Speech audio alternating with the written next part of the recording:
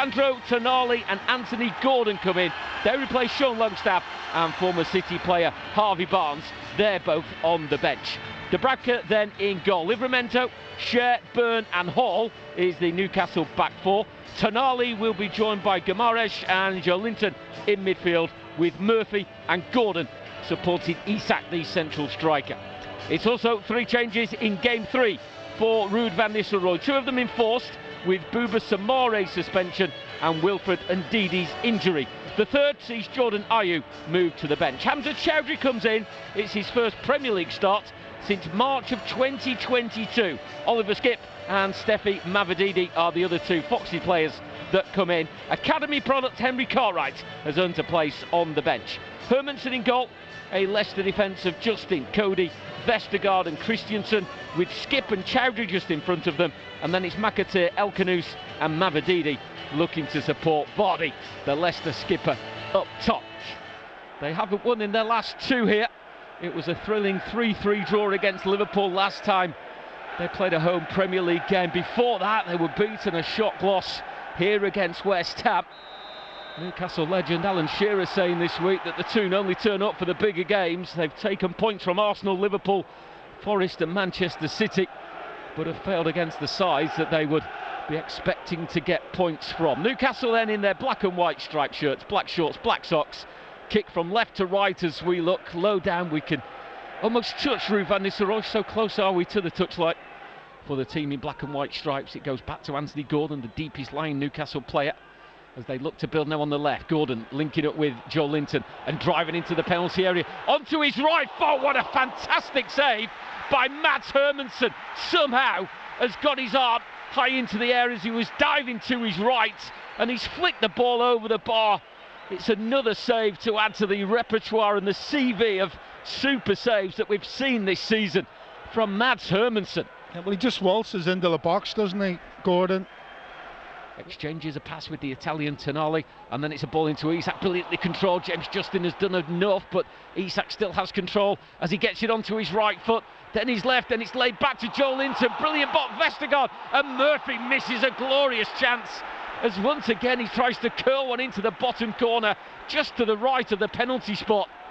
Newcastle are claiming that Vestergaard's block was with his hand. Of course it will be checked, but the claims feel very muted. Only a couple of players are giving it the shout. Some wonderful skill and control and hold up from Isak, and then when it came to Joelinton, he saw Vestergaard firmly in his way. You've just got to try and cling on here, because the pressure and the possession is definitely with Newcastle. It's a short corner, Hall to Tonali, and he's got options of Gordon and Hall, and it's Gordon on the byline, pulls it back, it's Murphy! He won't miss this time. After 2 glorious chances that were spurned, Murphy, from the short corner routine, is able to fire home in space from close to the edge of the area. It beats Hermansen, who has made some super saves, but finally Newcastle get the breakthrough just past the half-hour mark, and it's the first goal of the season for Jacob Murphy that makes it Newcastle 1, Leicester 0. Well, you say the short corner, but look, there's 3 against 1 here for that short corner. So Steffi Mavididi's got his work cut out. I think, in hindsight, you just stay with the guy who's going down the line ball. But in all fairness, and there's 3 against 1 there for Steffi Mavididi. And it's cleared to the halfway line. Is there one more chance in the half for Leicester? Mavididi looking to go on the outside of Tonali. He's on the corner of the penalty area. Christiansen joining him, but the ball comes in field to Casey McAteer, doing well to shield the ball from Guimaraes. Now it's James Justin. It's a chip ball to Vardy. May have got something on it. Couldn't get any power, and it's Dubravka who makes a comfortable save. Yeah, I guess Vardy going up with Livramento. Good aerial battle between them 2. Vardy almost getting the clean header he wanted. That suspension he served most of last season. Returned in September of this year as Gordon's free kick is floated. There's so much space for Lewis Hall, and there's the second goal.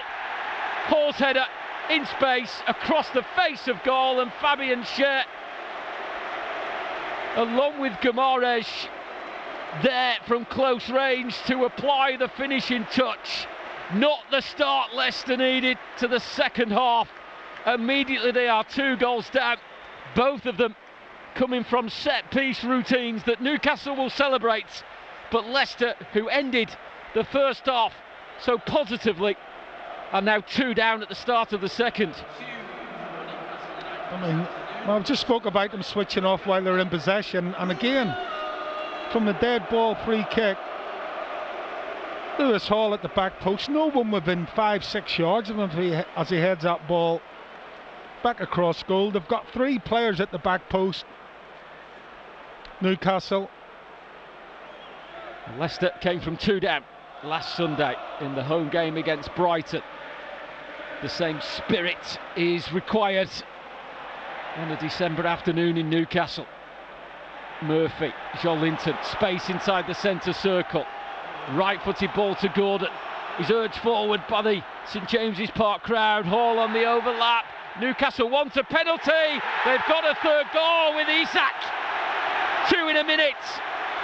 There was a slight deflection at the near post which aided Isak from just a few yards out to score his 8th goal of the season. It's 6 in his last 8 in the Premier League.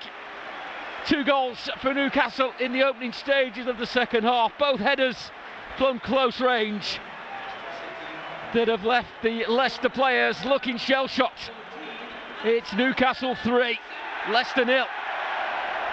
Yeah, again, that man Gordon causing all the problems initially.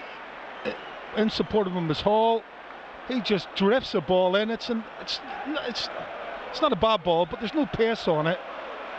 But Conor Cody doesn't get in the right position, just helps it on its way towards his own goal. And the back stick.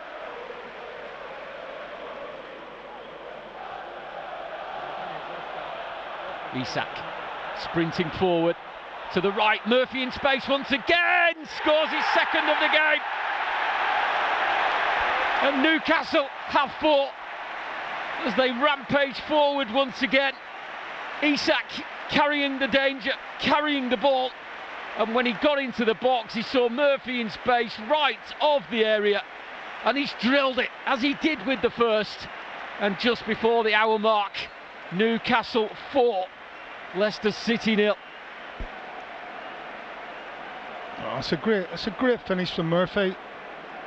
Again, it's the movement and the tenacity of Isak. He just forces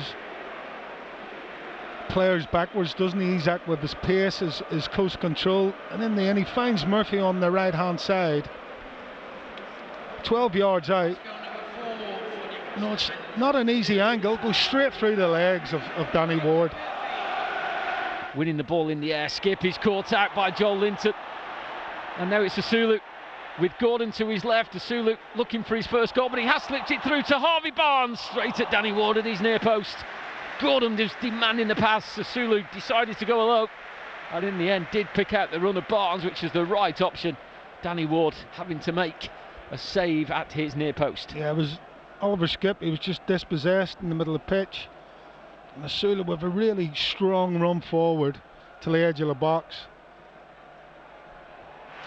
That is the final whistle, and Ruud van Nistelrooy endures his first loss as Leicester City manager.